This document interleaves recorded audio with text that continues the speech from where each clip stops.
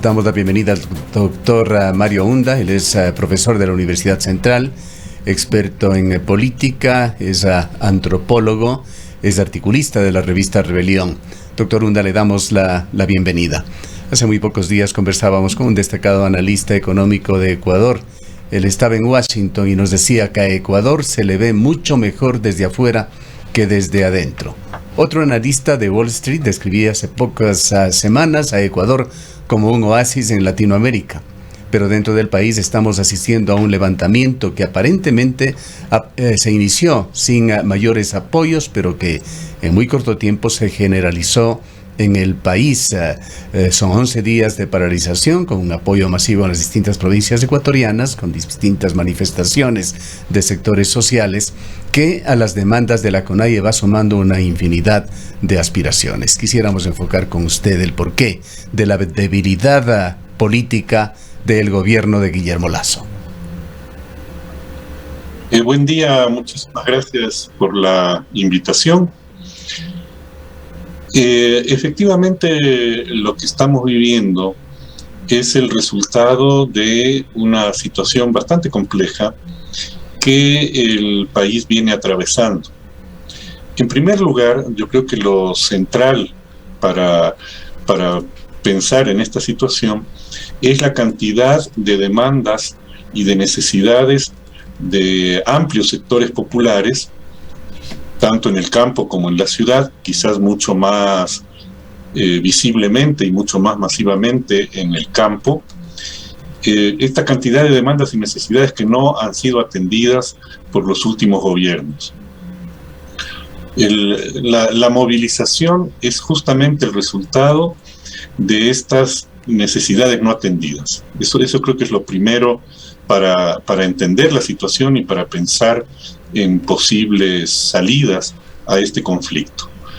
Porque si nos olvidamos de eso, entonces vamos a caer en todas las teorías conspirativas que andan circulando por allí y que circulan cada vez que aparece una movilización social y que lo único que sirven es para alimentar los odios sociales y para justificar la represión violenta por parte del Estado y últimamente, como hemos visto lamentablemente en Quito, para justificar la acción violenta, incluso armada, de parte de sectores de población más acomodada, por decirlo de alguna manera. Un segundo elemento que hay que tomar en cuenta es que el gobierno no ha logrado cumplir de alguna manera con las expectativas que generó al inicio de su mandato. Hay que recordar que el gobierno de Lasso llega a la segunda vuelta con un débil 20% de votación, que vendría a ser su respaldo duro, por decirlo de alguna manera, ¿no? En el Ecuador siempre las segundas vueltas electorales se votan en contra de alguien antes que a favor de aquel por cual terminamos emitiendo el voto, ¿no? Y por lo tanto no puede considerarse el resultado de la segunda vuelta como el respaldo real de un presidente, cualquier presidente, digo, y no solamente el actual. Esto lleva a que también tenga un bloque parlamentario propio muy reducido, fruto justamente de ese débil respaldo que tuvo en el propio momento electoral. Y a ese débil respaldo y a esa falta de acciones concretas para solucionar problemas inmediatos, quizás, como se ha dicho reiteradas veces, el único éxito notable haya sido el de la vacunación, pero a ese le siguió inmediatamente la crisis del sistema de salud que se está viviendo. Ha venido también una actitud del gobierno muy poco sensible al diálogo. Esto no es propiedad de este gobierno, porque lo vimos en el de Moreno y lo vimos también en el de Correa, ¿no? Entonces los gobiernos parecen estar empeñados en utilizar el diálogo más bien para entretener a la población y a los grupos sociales antes que a buscar soluciones. Entonces todo este complejo de situaciones, con una situación económica que no termina de de recuperarse plenamente, sobre todo para los negocios familiares y los negocios pequeños, lleva a una situación de tensión social muy fuerte, ¿no? Y estas situaciones de tensión se terminan expresando algún momento por algún evento que pone en movimiento a la gente en las manifestaciones como las que estamos viviendo en este momento. Mario, muy buenos días. Creo que todos coincidimos en que es urgente avanzar en un proceso de diálogo, pero un proceso de diálogo que sea sensato, transparente. El presidente de la República, Guillermo Lasso, a través de una carta ha aceptado esta mediación de estas más de 300 organizaciones que además ofrecieron una rueda de prensa. Sin embargo, la CONAIE advierte que no necesita intermediarios, que más bien solicita que haya veedurías, pero además pone sobre el tapete algunas acciones que consideran que sean necesarias, algunas acciones que debería cumplir el gobierno nacional para avanzar en este diálogo. Esto ha sido visto por algunos sectores como una negativa de parte de la CONAIE a avanzar en un proceso de diálogo, y esto, por supuesto, bajo las circunstancias que estamos viviendo en este momento, genera aún más conflicto. ¿Cómo debemos entender los ecuatorianos, las ecuatorianas, estos procesos? Buen día, Rosana. Efectivamente, lo que hay, a mi modo de ver, es un desgaste del diálogo, ¿no? Del diálogo, no únicamente de tal o cual diálogo, sino del diálogo como posible salida, lo cual es bastante lamentable, ¿no? Porque en una sociedad que se precie de ser algo democrática, los mecanismos de diálogo deberían funcionar, ¿no es cierto? Ahora, ¿cuál es el problema? La CONAIE, y creo que no únicamente la CONAIE, porque digamos, las organizaciones sociales en general son muy escépticas en relación con los diálogos, ¿no? No porque de principio rechacen el diálogo, no es eso, y de hecho las organizaciones sociales han propuesto constantemente diálogos, se lo propusieron al gobierno de Moreno desde el inicio, se lo propusieron al gobierno de Lasso desde el inicio. El problema es que los diálogos que han llegado a darse no han tenido resultados, no diré significativos, sino por lo menos resultados visibles. Un diálogo que no llegue a nada, obviamente la gente siente que no sirve para nada, porque efectivamente no sirve. O sea, si se busca efectivamente, realmente un diálogo, es para obtener algo, ¿no es cierto?, para que se llegue a algún resultado. Y la posición del gobierno hasta ahora ha sido más o menos, bueno, vamos al diálogo, pero ustedes aceptan aquello que les he propuesto. O vamos al diálogo, pero yo no acepto los puntos que ustedes me proponen. Es un poco difícil llevar adelante diálogos de ese tipo, ¿no es cierto?, porque obviamente la perspectiva es que puede no llegar a ningún lado, como lamentablemente, insisto, ha ocurrido en los 3 últimos gobiernos, incluido este. Yo creo que además la actitud del gobierno de boca para afuera habla del diálogo. Llama al diálogo, convoca al diálogo, dice que va a aceptar el diálogo, pero al mismo tiempo acentúa la represión, ¿no? La violencia estatal se ha incrementado en los últimos días en contra de las protestas sociales, con lamentables casos de muerte incluso, de ataques a los espacios, a las universidades, en donde familias indígenas, incluidas mujeres, niños, ancianos, están pernoctando. Entonces no se ve muy claro que exista efectivamente una voluntad de diálogo, y además si nosotros miramos los decretos que ha continuado aprobando Lasso mientras sigue hablando del diálogo, obviamente que uno no ve una mayor predisposición para el diálogo. A mí me parece que ahí hace falta que el gobierno no solamente diga que acepta la iniciativa de estas más de 300 organizaciones sociales que ustedes mencionaban al inicio del programa, sino que dé señales claras de que hay voluntad de ir tratando los temas a profundidad, no simplemente negando, porque el gobierno lo que hace es negar todo y tratar de deslegitimar, ¿no?, a las organizaciones, a los dirigentes, a la protesta. Usted está tocando ¿Cómo va a pensar un uno punto... que solo una pequeña favor. cuestión más?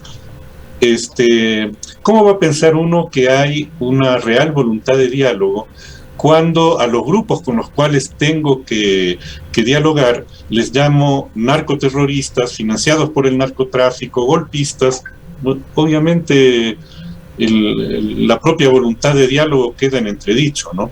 Sí, le quería decir, antropólogo Unda, que usted está tocando un punto realmente clave, haciendo un diagnóstico no solamente del momento actual, sino de los orígenes, de la evolución, de la situación que está desencadenándose hoy en Ecuador en estos 11 días. Y le preguntamos si estamos viviendo un segundo capítulo de lo que en Chile o Colombia se le llamó el estallido social. Aquí fue octubre del 2019. Seguido de la pandemia, octubre del 2019 ha dejado un proceso de negociación político trunco entre la sociedad civil y el Estado ecuatoriano. 2, 3 gobiernos, dice usted, Moreno, Lasso, finales del gobierno de Correa. Esta negociación inconclusa ha generado frustraciones que se las está evidenciando ahora, en estos días. Sí, exactamente. Exactamente es así como usted lo indica, porque yo insisto que cuando se mira un fenómeno cualquiera, digamos una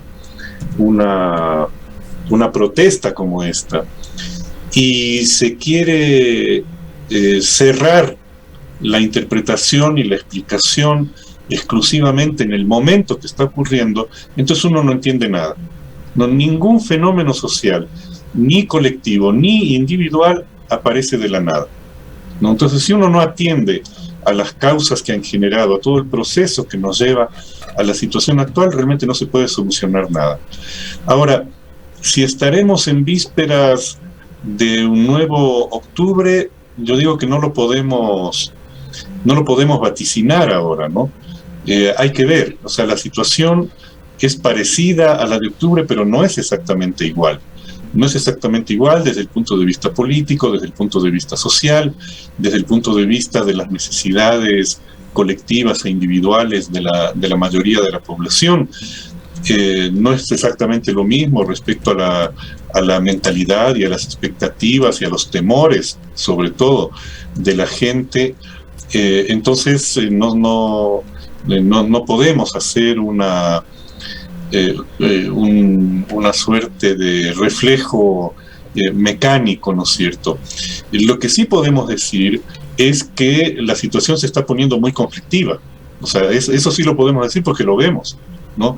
O sea, nosotros vemos claramente cómo las confrontaciones se vuelven cada vez más violentas, ¿no? Uh-huh. En los medios de comunicación, en las famosas redes sociales, se resalta fundamentalmente la violencia real o supuesta de los manifestantes y se silencia completamente o se justifica la violencia del Estado. Pero aquí tenemos que señalar también que haya otro sector de la comunicación muy importante y muy respetable también, pero que a su vez resalta la violencia que viene desde el Estado. Es difícil encontrar medios de comunicación que equilibren la situación para tratar de tener una visión más real del país. Sí, bueno, lo que pasa es que le ocurre no solamente a los medios de comunicación, ¿no? Todos nosotros somos parte de la situación de conflicto que se vive. No estamos ubicados en una burbuja de cristal, ¿no? Como para decir estamos más allá del bien y del mal, no tenemos ningún interés, ningún compromiso con nada. Pues es un poco complicado. Y en momentos de conflictividad y de crisis social, más difícil todavía, porque la gente suele tener posiciones tomadas, claro, de antemano. Todos somos subjetivos, sin ninguna duda. Así es, así es. Lo que hay que tratar de hacer, porque yo digo, la objetividad absoluta a mí me parece que no es posible en estos casos, pero lo que sí podemos tratar de hacer es acercarnos más a la realidad, o sea, mirar con la cabeza y los ojos más abiertos y tratar de ser un poco más equilibrados, tratar de no estar repitiendo clichés simplemente, ¿no? Porque eso se nota. Usted mira ciertos medios de comunicación en donde automáticamente, siempre que hablan de la manifestación o de la protesta, esto es violento, ¿no es cierto? Entonces, a partir de allí, de la misma manera como comienzan a presentar el problema, se alejan absolutamente de cualquier asomo de objetividad, ¿no? Ahora, eso puede depender de los periodistas individualmente, puede depender de los medios en los cuales trabajan, digamos, pero es parte de la realidad. Y es parte de la realidad porque los discursos son siempre una...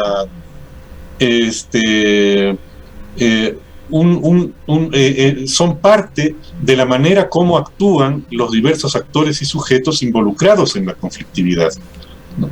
Entonces el discurso no es neutro, el discurso toma partido, ¿no? Pero como digo, uno puede tomar partido acercándose a la realidad o tratando de torcer la realidad y acomodarla a lo que yo pienso previamente, ¿no? Y ahí pues es una tarea difícil de todos quienes realizamos análisis desde el punto de vista de las ciencias sociales, desde el punto de vista de la comunicación, ¿no?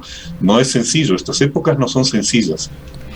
Ahora, Mario, debemos creer en este momento que la pelotita está en manos del gobierno nacional ante la última carta emitida por la CONAIE. Le escuchamos al ministro Jiménez diciendo que la están analizando y que van a aplicar algunos elementos que permitan avanzar en estos diálogos. ¿Debemos creer o esperar que efectivamente el gobierno nacional se sensibilice y acoja estas exigencias mínimas de la CONAIE para poder sentarse a dialogar? Bueno, si es que el gobierno tiene realmente voluntad de diálogo, va a tener que actuar de una manera distinta como lo ha hecho hasta ahora. ¿Podemos esperar o no? Yo no sé, digamos. O sea, esperar desde el punto de vista del analista, ¿no? Yo diría, no sé. Digamos, hipotéticamente, ¿qué señales... Hipotéticamente, ¿qué señales podría o debería dar el gobierno para superar ese escepticismo de las organizaciones sociales? Claro, es que esas señales son las que tienen que venir de las respuestas que debe dar. Pero si las respuestas siguen siendo como hasta ahora, la señal va a ser, digamos, que el diálogo no puede funcionar. Pero justamente le pedía una opinión suya, una sugerencia sobre qué señales utópicamente a lo mejor debería dar el gobierno. Bueno, levantar el estado de excepción. O por lo menos flexibilizar las cosas, ¿no? Porque hablando del propio estado de excepción, ¿no? Recuerden ustedes, porque es algo de ahora mismo, o sea, el tránsito del borrador del primer estado de excepción al estado de excepción efectivamente dictado. Si uno lee el borrador, ¿no es cierto?, uno se encuentra allí una actitud sobre todo violenta, ¿no? O sea, no es el tema de que hay que controlar el orden, ¿no? Porque hay varias maneras de controlar el orden, pues la violencia no es la única manera de controlar el orden. Sin embargo, todo lo que trasunta, ¿no?, el borrador, y de un modo un poco camuflado también el decreto realmente emitido y el segundo decreto que se emite después, está concentrado en la violencia, ¿no?, en la respuesta violenta. Entonces, evidentemente, tiene que mostrar que es un gobierno que está en la capacidad de enfrentar los conflictos no únicamente a través de la violencia, ¿no? E insisto, eso implica a través del diálogo, pero para que el diálogo sea creíble, el gobierno tiene que dar señales de querer atender las demandas que están planteadas. Así sea una, digamos, como ejemplo, cualquiera, ¿no? Hay 10 puntos que están planteados allí en la agenda de la CONAIE. Puedes escoger cualquiera de los 10 para mostrar que tiene voluntad de algo en alguno Ahora, de Mario, esos, ¿no? hay también otras presiones, la muerte cruzada, acciones de avanzar en procesos de destitución al interior de la Asamblea Nacional. También hay otras exigencias de estos otros sectores que van por estos caminos. Lo que pasa es que aquí tenemos que atender a 2 niveles del asunto. El primer nivel es el nivel de lo que permite constitucionalmente las salidas institucionales a cualquier crisis política como la que estamos viviendo, ¿no? Desde esa perspectiva, las consultas populares, la muerte cruzada, las revocatorias de mandatos, sea que al presidente, sea que a los asambleístas, igual que a los alcaldes, a los concejales, etcétera, son parte de la normativa constitucional. Por lo tanto, que algún sector hable de utilizar este mecanismo no puede ser calificado automáticamente como antidemocrático y desestabilizador, porque es algo que está contemplado en el ordenamiento constitucional, ¿no? Entonces, ese es un punto. Recuerden ustedes que se ha armado ahora un pequeñito escándalo porque algún diputado asambleísta, del correísmo, habló de la posibilidad de la muerte cruzada. Sin embargo, en meses anteriores, cuando era el presidente Lasso el que hablaba de la muerte cruzada, muchos le aplaudían, ¿no? Entonces yo creo que hay que tratar de ubicarse, repetiré lo que decía antes, en un cierto equilibrio. O sea, esos mecanismos son mecanismos constitucionales, están en la ley, por lo tanto son legítimos desde ese punto de vista. El otro elemento, en cambio, es el elemento del análisis político y social coyuntural, ¿no es cierto? Es decir, ¿qué tan efectivos serían esos mecanismos para resolver el problema que se está viviendo? Y a mí me parece que los actores políticos reflexionan, si es que lo hacen, con muy poca tranquilidad de espíritu en el momento en que hablan de las salidas que están presentes en la Constitución, tanto para plantearlas cuanto para rechazarlas. Fíjese usted que en el momento en que la Asamblea se plantea la discusión para revocar el primer decreto de estado de excepción, inmediatamente voces de analistas, algunos bastante estudiados, repetían que eso era inconstitucional, que únicamente la Corte Constitucional podía hacerlo. Sin embargo, el mismo artículo que le faculta al presidente a declarar un estado de excepción menciona que la Asamblea Nacional podrá en cualquier momento revocarlo, ¿no? Sin perjuicio de lo que discuta y resuelva la Corte Constitucional. Entonces estamos en un momento en que desde diversos puntos de vista que se analiza la situación, se tiende a manipular incluso los preceptos legales para acomodarlos al interés inmediato, en donde no existe, pues, yo creo que esto nos muestra claramente que no existe una vocación democrática, sino que lo que existe es el intentar utilizar, ¿no es cierto?, a conveniencia, fragmentos de la ley, de la Constitución, del ordenamiento de las instituciones. Y este es un problema más profundo que la sola crisis del momento actual. Doctor Unda, por eso yo insisto. El tiempo se nos va agotando. Quisiera hacer una última pregunta. Usted ha insistido en que los llamados del gobierno al diálogo, que lo ha hecho, me parece que desde el tercer día del paro, no representan una posición sincera del gobierno, juzgando por otras acciones. Pero hemos escuchado también en el otro lado a los dirigentes de la CONAIE decir en los días iniciales: no queremos diálogo. A los dirigentes sindicales decir en los micrófonos de este medio que es el gobierno de Lasso un gobierno con el que no se puede dialogar. Le preguntamos, ¿estas expresiones de CONAIE, de los sindicatos, son solo estrategias de comunicación o también hace falta cambio de actitudes desde la otra orilla? Pero es lo que le decía antes. O sea, han habido diálogos anteriores, no es que no ha habido diálogos con el gobierno. La CONAIE se sentó a hablar con el presidente Lasso en varias ocasiones, con dimes y diretes y con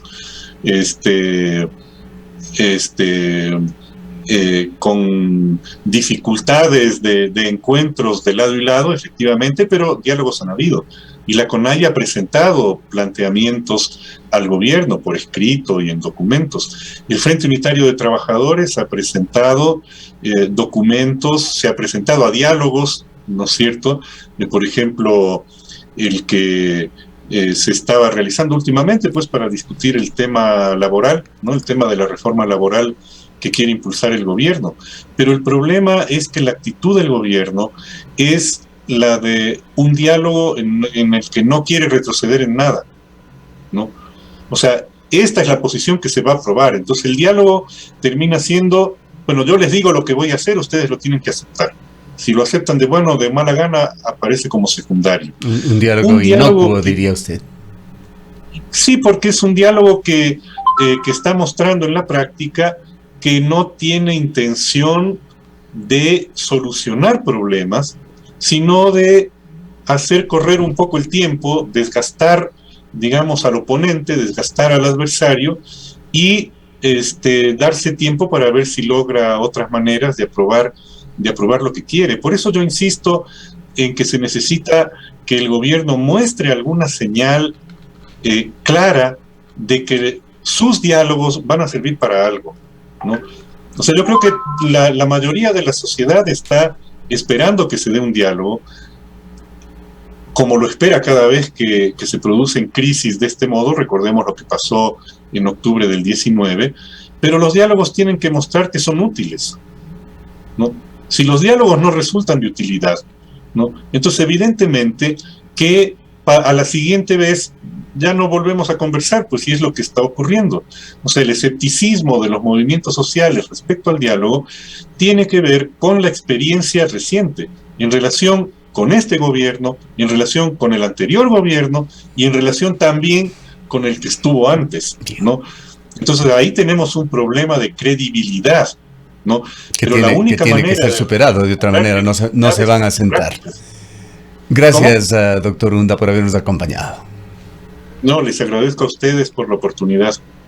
Declaraciones del doctor Mario Unda. Él es antropólogo, experto en política, profesor de la Universidad Central.